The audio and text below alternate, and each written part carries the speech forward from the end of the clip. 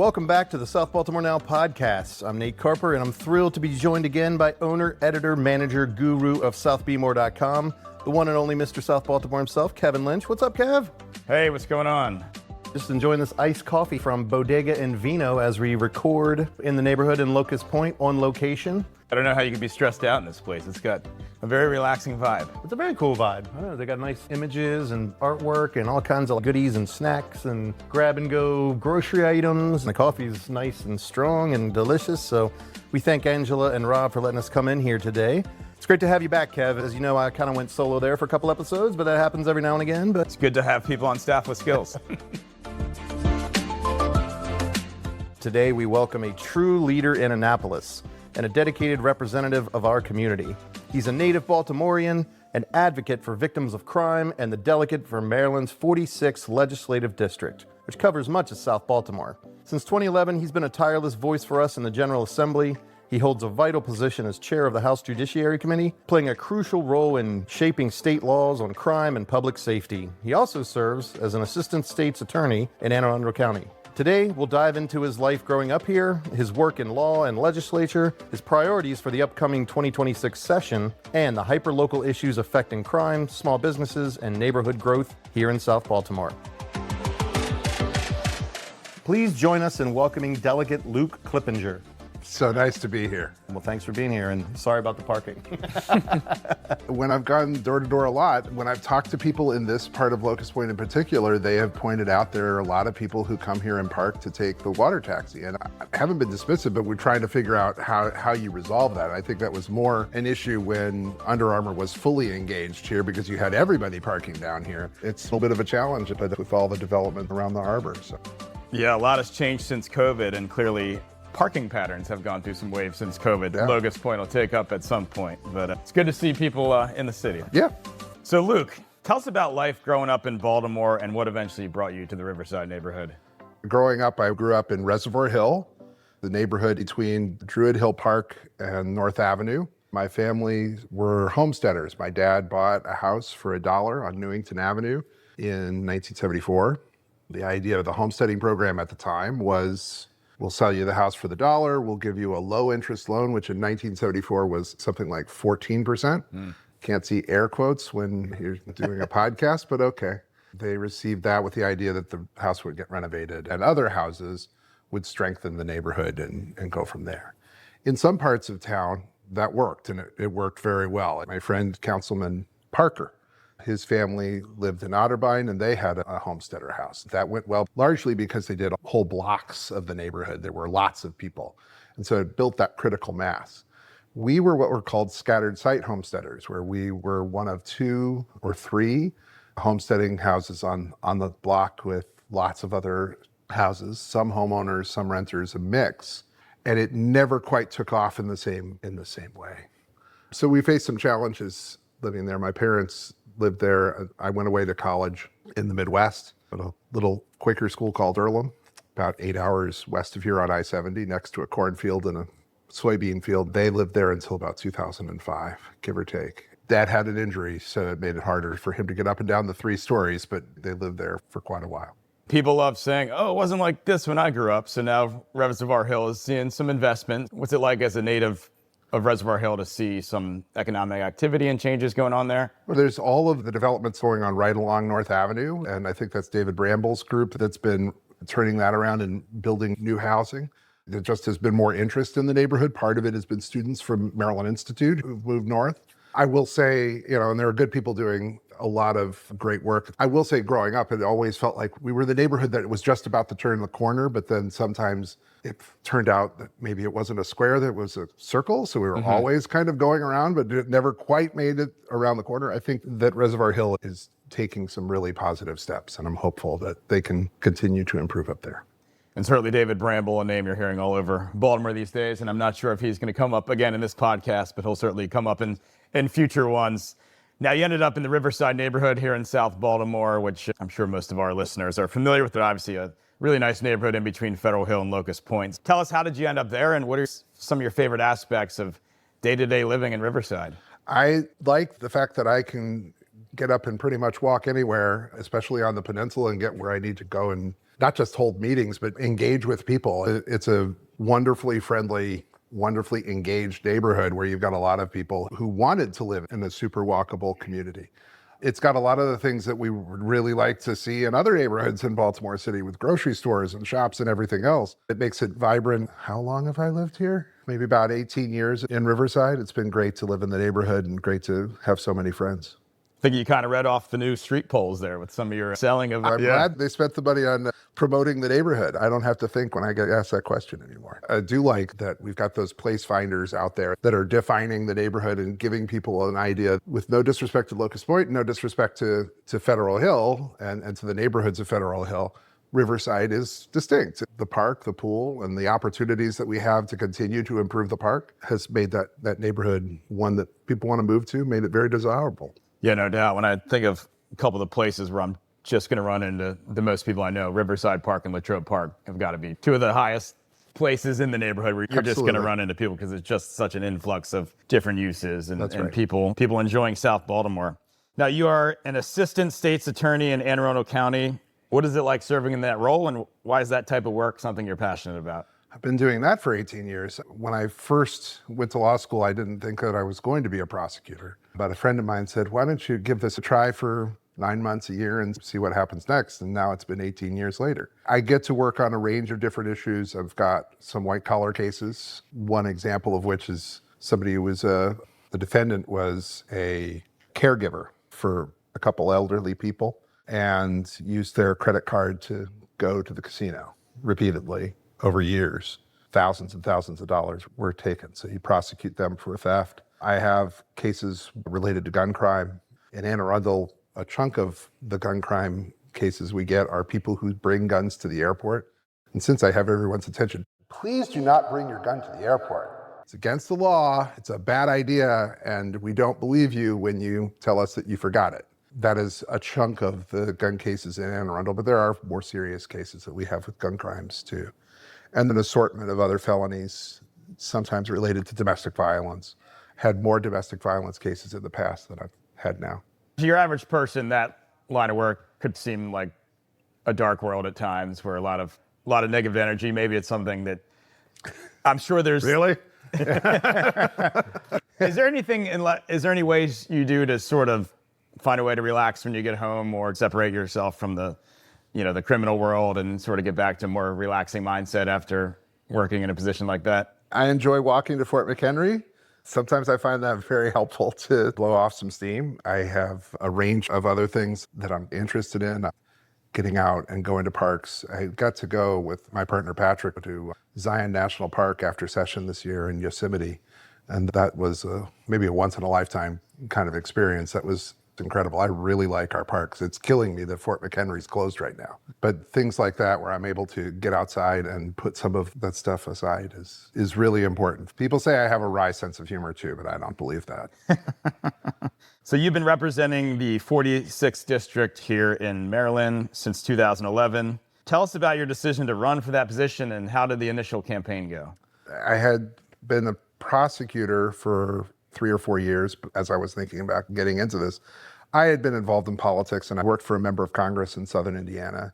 I had grown up interested in the politics of the city, and it wasn't a summer job. I wasn't paid for it, but I think my mom discovered that Mary Pat Clark, who was running for city council president in 1987, always needed somebody to stuff envelopes back when we did that kind of thing. And so she learned she could drop me off with a couple bucks during the summer and let me go help them out. I learned a lot about Baltimore. They had me knocking on doors all over the city. That was always something very, very interesting and engaging. I moved out from Baltimore, moved to the Midwest, got a different perspective on elections and politics, certainly in Southern Indiana, where at that time, a Democrat in Southern Indiana is significantly different from a Democrat in Baltimore City. When I came back, I had come to a point when I started as state's attorney, I'm like, maybe I'll help with the campaign once in a while, but I don't really think that I don't know what I'm going to do. Then it became clear that there could possibly be an opening in the delegates. Hey, this is an opportunity where you really get the opportunity to help people. I'm very fortunate to have a great staffer, Kara, who's a South Baltimore native, who helps and takes the lead on a lot of casework that I do. I could talk about the issues too, but one of the first priorities for me has always been to try to help as many people as I can with challenges they've had with state agencies. And that's actually something I took from Mary Pat when she was city councilwoman and city council president. According to my mother, the first campaign I helped with, I licked envelopes for Mary Pat Clark in 1979 at a headquarters in Reservoir Hill. I couldn't find a babysitter. She brought me to help Mary Pat Clark. Mary Pat passed away just last year. The opportunity came open and I started knocking on doors. I think it was Veterans Day of 2009, and then didn't stop. We had the big Snowmageddon storms in the middle of that. I offered to clear a cubic foot of snow for every dollar that somebody gave my campaign. That was a really bad idea. But we...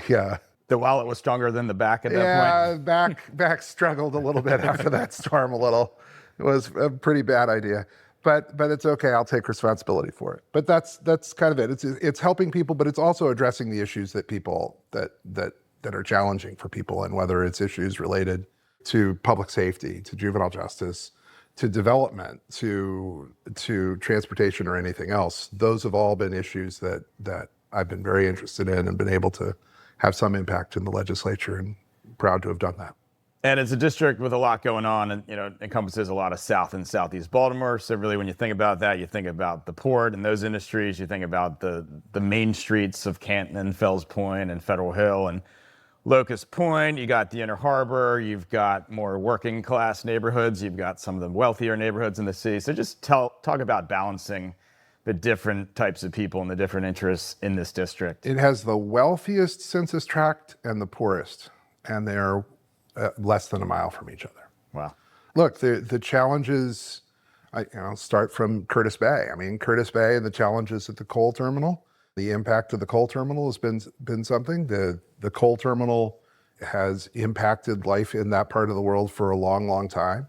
At the same time, the coal terminal is a part of what makes the port go. And so how do you balance those things? And the Department of Environment is in the middle of, literally, I think, in the middle of both sides, trying to figure out what steps need to come there. Curtis Bay has a lot of potential, and it has a lot of potential with, got houses on the hill overlooking Curtis Bay, incredible views, incredible part of the world. Great sports facilities, a new school at Baybrook, but it also has endemic deep poverty that showed up on Brooklyn Day in 2023, which is heartbreaking. Brooklyn has a range of different challenges that it's trying to face, with a core of homeowners, but then real challenges with poverty and real challenges with addiction. There are, I think it's 14 substance abuse treatment centers within a mile of the middle of Brooklyn. People need to get support and they need to get those programs, but we have kind of consistently questioned, why are they all in one place? Mm-hmm. And that's another difficult question. There's issues with homelessness. During the pandemic, a large number of people started moving into the area that nobody sees, but it's right by where Potee Street hits the Harbor Tunnel, and it's back where nobody goes. It's in an area right along one of the branches of the Patapsco River.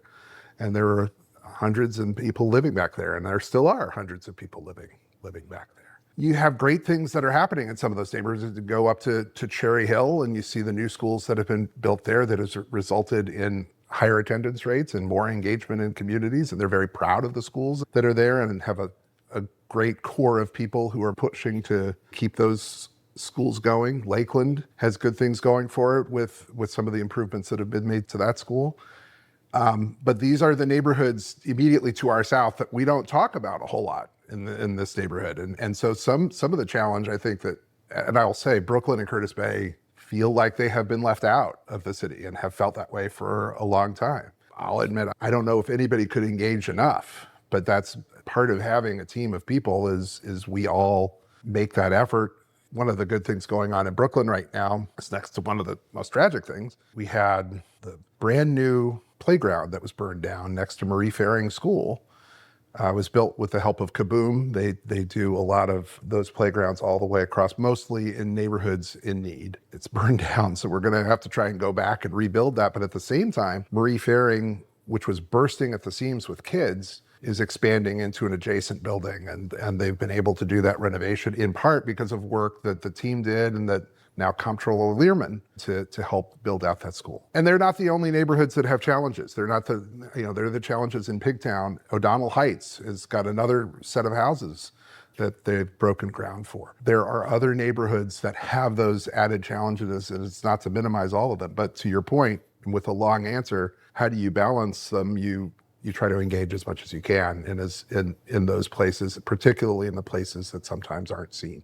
Yeah, Brooklyn's got to be one of the most interesting neighborhoods anywhere with just, you got a large Central American population living there now. You got the blue collar world. You got the industry. You got the people that have lived in Brooklyn forever. You got people that probably lived there for 20 years. You got an area that's actually growing where you have, a school that I've heard is at about 3 times capacity. Yes. And had to grow like crazy. So, man, Brooklyn's an interesting place. And I must say, too, if anybody ever wants to see a really good view, go to Garrett Park and check out the views from there. It's absolutely incredible Absolutely. to see. And you can kind of see the different layers of Baltimore from there. You can see the industry and the main street and the downtown and then the rising Baltimore Peninsula all in one view. So definitely a great view from there. And I didn't mention Westport, and not to make light of Keisha Allen, but Keisha will yell at me, and she's right. I mean, there's the development that's going on in Westport, but at the same time, there are longtime landlords who are just sitting on property in Westport, and so you have to find ways to get that off the dime. Yeah. And so one of the little things that we were able to do is we created a new magistrate position to allow the city to bring more cases for in rem foreclosure, where the value of the property is less than the taxes that are owed. It allows for a faster process to get those houses back on the market. And it'll definitely benefit places like particularly Westport, but I would argue Brooklyn is another place, and Curtis Bay has a lot of those houses. Yeah, certainly Westport, they've been waiting for that waterfront development to rise out of the ground for the last 15 to 20 years. And unfortunately, that's created a lot of limbo going on in those neighborhoods where people bought them 15 years ago thinking it was the next place to be, and it just hadn't started rising out of the ground till now. So I sure hope those efforts in Westport are successful, because when I ride my bike through the existing, row house blocks in Westport, it's not pretty at the moment, but I sure hope the future is bright for that neighborhood.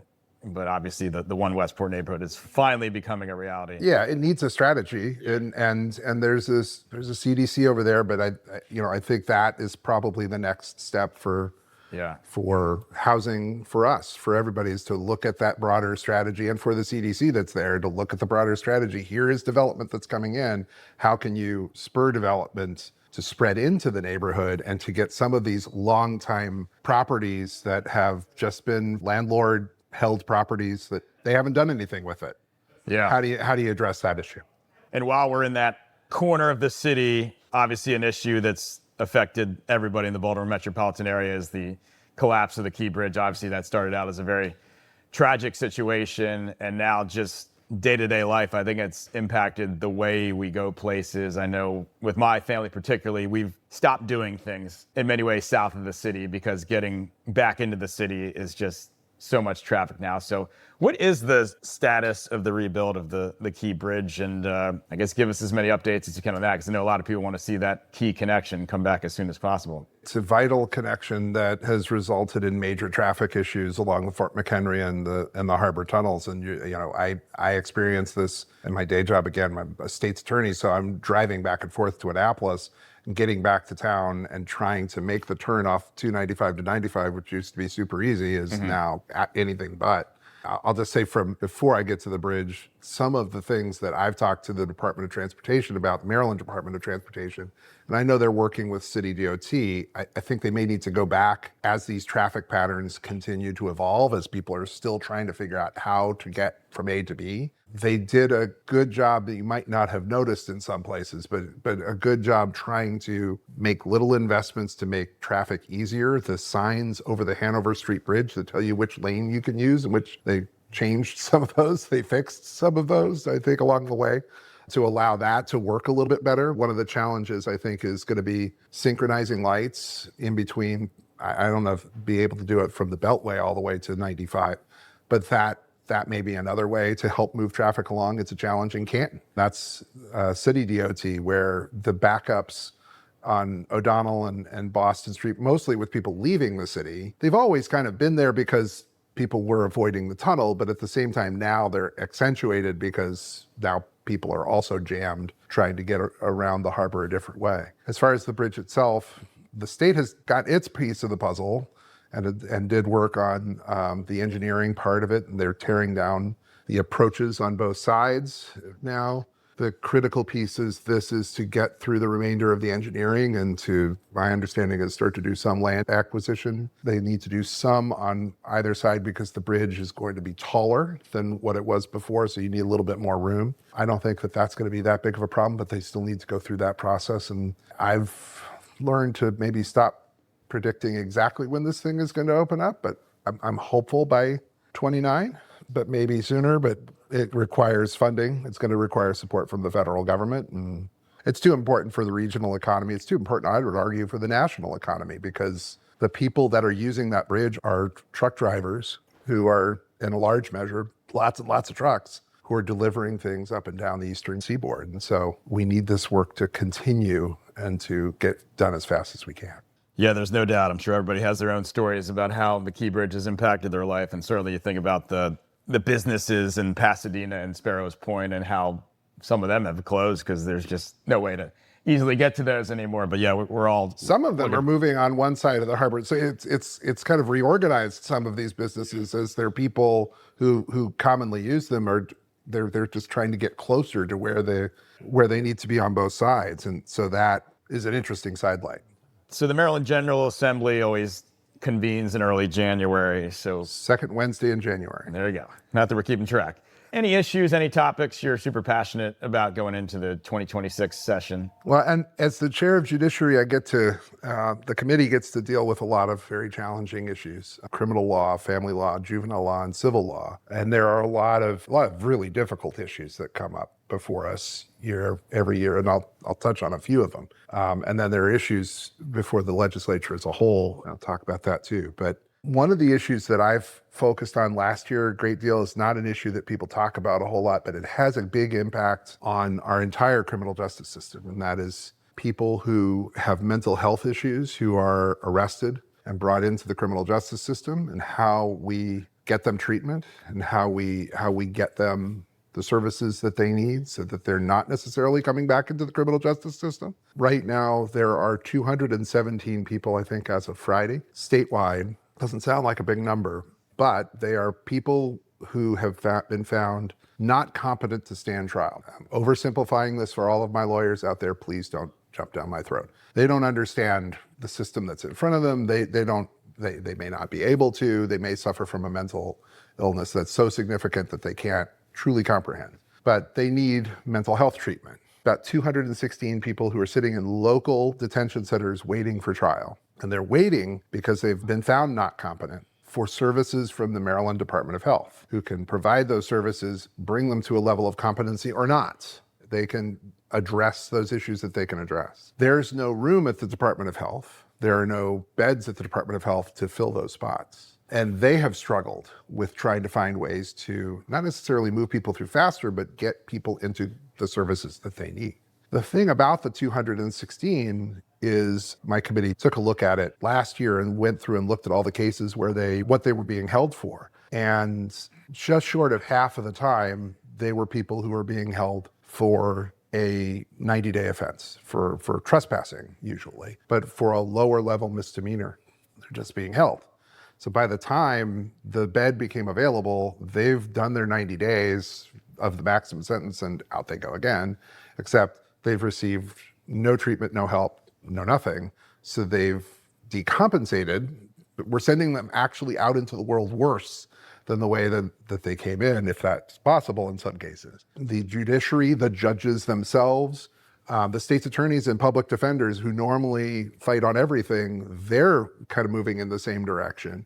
There's a lot of support for figuring out ways to keep people out of the system at the front end. Doesn't mean we're going to go and send them right back to where they were trespassing before, but it does mean you have to have some kind of place for people to go to get that mental health care. We've moved away from institutionalization, but we're now discovering you need to have some of those, at least short-term places, to get people in a place where then they are able to go forward. There are lots of groups working in this area.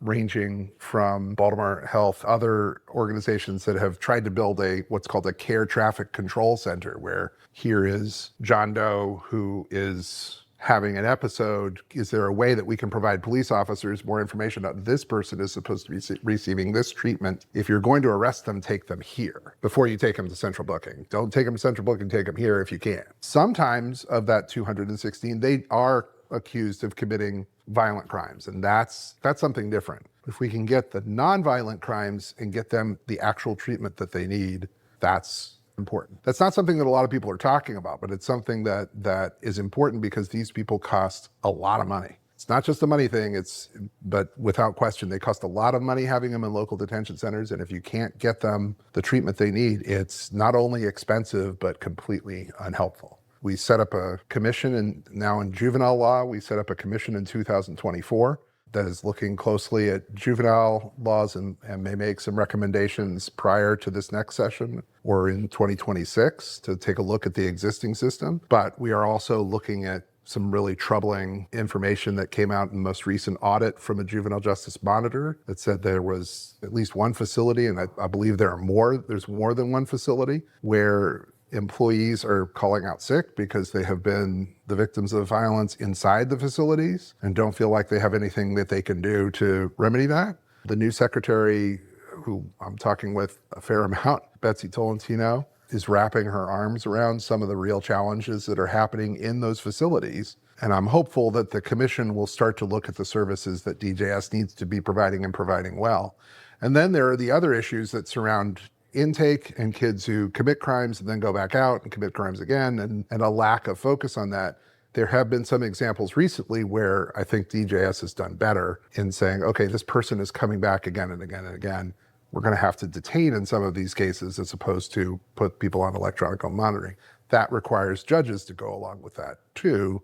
And in the most recent case, that didn't happen with the judge, but where they put him on home monitoring and not in detention after multiple burglaries. The whole issue of electronic home monitoring is a difficult issue. And right now we have a work group dealing with private home monitoring that we changed our bail system, and we appear to have replaced that with a private home monitoring system that I don't believe is very well regulated, and I don't think does any good for the people who are on the monitoring or for public safety. But there's a work group that's going to make some recommendations prior to the next session on that issue, so that might be another. And I can go on for another hour and a half. I mean, the issues related to foster care have not come up before during the time that I've been chair, haven't come up regularly. They come up in different bills, but not extensively. I think we're going to take a closer look at our foster care system, especially with some of the challenges that have come up in the last months, because those challenges have been there for,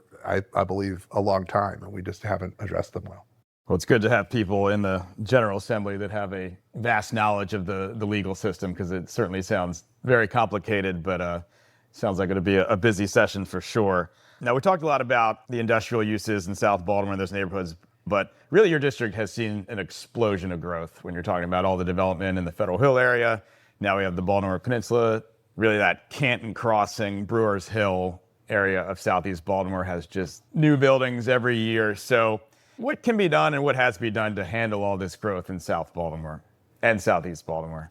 One of my staff was at the Locust Point meeting where this was talked about, so I wasn't there, but I will say in the nice problems to have category, when people were talking, hey, we might need a new school in Locust Point because of the number of people who are moving in this neighborhood, and Francis Scott Key isn't big enough. It's kind of remarkable. And so there's part of it where I think we're becoming more aware that, yeah, there are some growing pains. That's not just in Locust Point, as you mentioned, in Marie Fairing. There in Brooklyn, there's been a challenge with just places for people to go. Across the Southeast, there are people who are trying to get into fewer and fewer slots. So that's something that, along with the school district, we're looking at those things.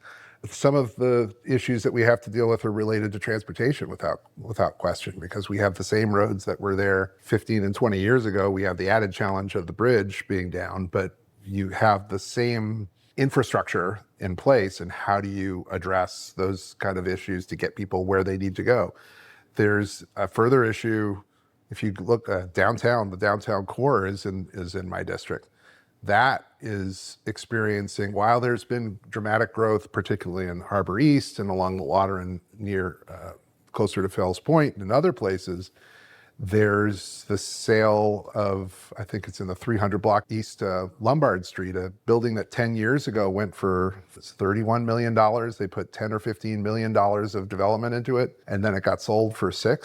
The lack of a market for commercial space downtown is creating some opportunities for apartments and condos. Maybe condos would be a little bit that next step up for downtown. But you need to have a grocery store. No disrespect to the one existing grocery store that is there, or to the Whole Foods that is there. There's more demand for those things that people need to make it a walkable downtown and to make it a place that would attract more people. So it isn't just the infrastructure question. It's also the on the ground in the neighborhoods infrastructure question that we need to look at too. So those are a lot of different issues, mostly that are being addressed with different city initiatives, but I and my colleagues are also looking at ways to help in Annapolis where we can. No easy task, I'm sure. Well, I'm sure we could talk for hours about all the issues of South Baltimore. What else you got? Oh, sure. All right. Let's hit another topic. I'm here. If you're listening to this late at night, it's if you're not asleep by now. Let's talk about the small businesses of your district. Obviously, it's been an economic whirlwind since COVID for anybody with a small business. I know that myself. And obviously, part of what makes some of these neighborhoods so unique is the main streets, the small businesses, the ability to walk and get a coffee or an empanada or an ice cream or get your taxes done. Like I said, it's been a whirlwind since COVID with shutdowns and inflation and hiring issues and supply chain issues, all kinds of things. Are there any things you think could be done at the state level to maybe make life a little bit easier for small business owners at this time or help some of our main streets thrive a little bit more?